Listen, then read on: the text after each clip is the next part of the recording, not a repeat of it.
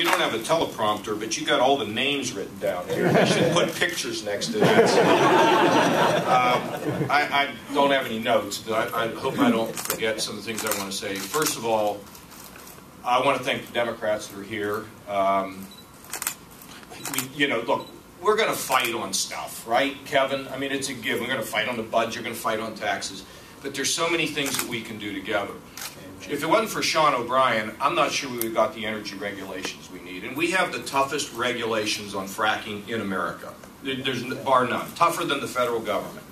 Because we want to have an industry that's going to last for at least a generation and maybe longer. So this is not a matter of, we're sort of, I think business has figured it out. We kind of cuddle up to them. That's not the issue. The issue is, let's do what's going to grow jobs without sacrificing the environment or without hurting consumers. We are a job growth, job-oriented state, because whether you're a Democrat or a Republican, and frankly, I get so sick and tired of labels, we know that if people are working, everybody's better. Mom and dad are better, kids are better.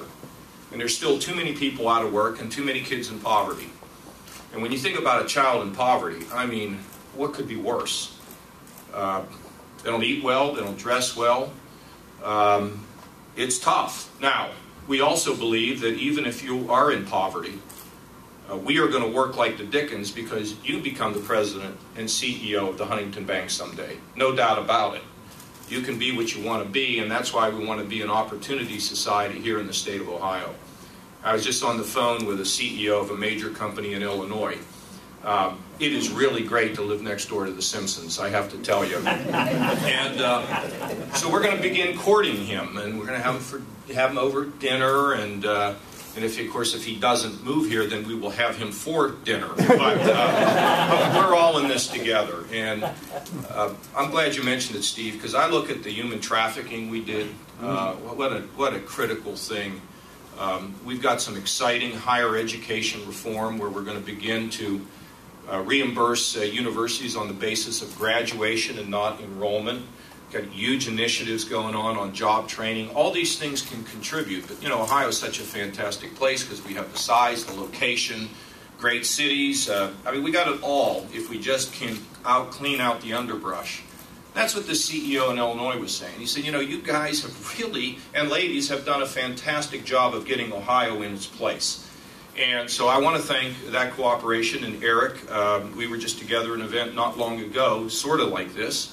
And then, of course, the leadership. I tell you, I'm going to personally very much miss Tom Niehaus as the leader of the Senate. He's been a fantastic guy and very dedicated, very smart.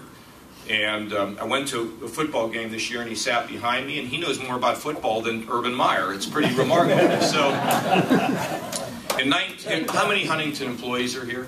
Are they all? Okay. All right. Well, wonder why they're all here. They're not my friends, Steve. Well, yeah, they are. I'm still in politics. I came here in 1977, and it was there's clearly nobody here that was here then, but and I met Frank Vobst, and I just saw Art, the Art Herman room. I remember when Art was chairman. Barbara remembers some of those days, and Frank Vobst asked me if I would speak to the officers of the bank.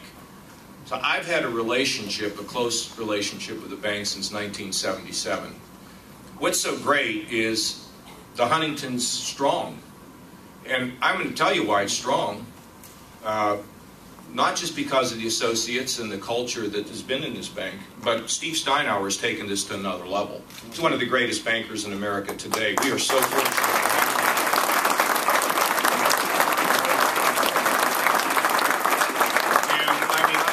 Telling you because it's true, and he is recognized as one of the great bankers in our country today.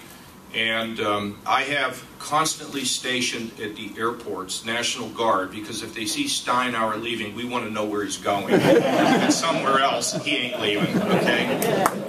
250 jobs is great. I think it's Kenny, what you did to help on this, and Alex Fisher. These are two really terrific guys who are really focused on job growth in Central Ohio. David Goodman's done one heck of a job, Steve, over at the Commerce Department. And then, of course, we're still trying to clear the underbrush on Jobs Ohio. Now, this is a radical notion, and I love to tell CEOs this. We actually have an entity that can speak directly to CEOs about the area that they're interested in. And Steve would be the first one to tell you that John Miner can come in, sit at a table right across from Steve Steinour, and carry on a conversation that is peer-to-peer. It's not bureaucrat to CEO, it's peer-to-peer.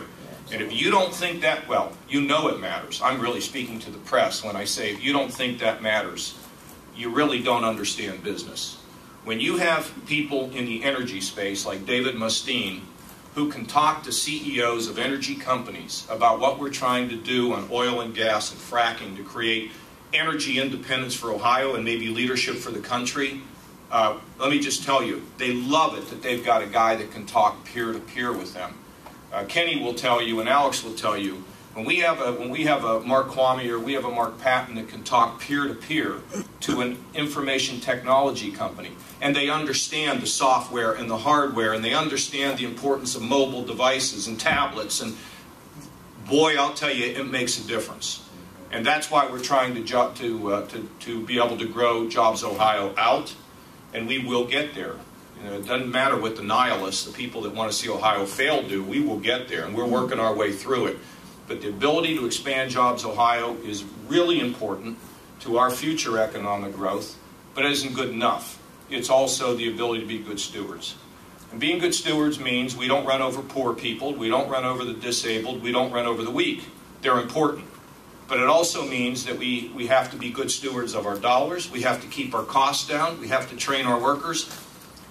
We're doing really well, but we have a long, long way to go. And hopefully we can continue to find these ways to work together collaboratively to the benefit of our state and our children. So without any further ado, I want to introduce my great friend Tom Niehaus.